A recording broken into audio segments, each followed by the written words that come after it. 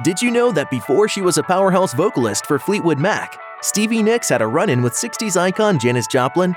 Unfortunately, it didn't go so well. Keep watching to find out why. Ambitious individuals often have mentors or other highly successful people they've looked up to as they've climbed the ladder in their profession. This is true for rock stars too. So it's no surprise that legendary songwriter, musician, and producer Stevie Nicks of Fleetwood Mac fame also had her idols when she was a young, aspiring singer. Considering that the belladonna singer graduated from high school in 1966, it makes sense that she was a big admirer of Jefferson Airplane's Grace Slick and iconic rocker Janis Joplin.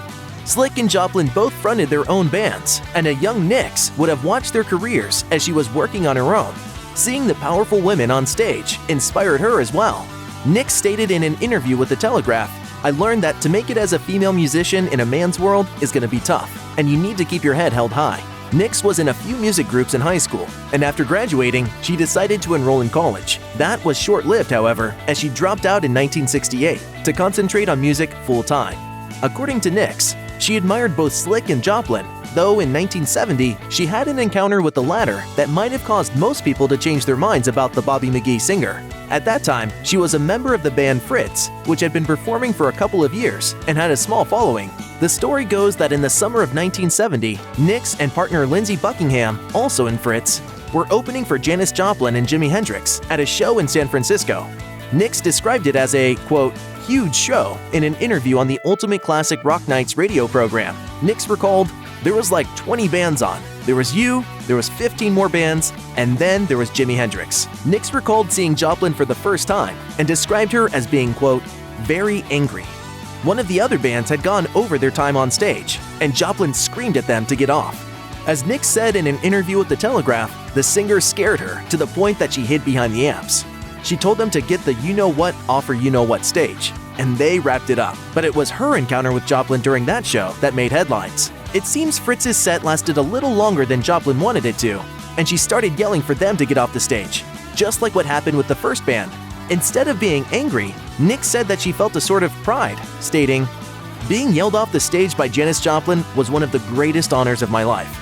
Stevie Nicks recalled Janis Joplin's presence when she walked on stage, telling The Telegraph, "On walks this girl in silky bell-bottoms, a beautiful top, lots of gorgeous jewelry, feathers in her crazy big natural hair, lots of attitude, arrogance, the crowd in the palm of her hand.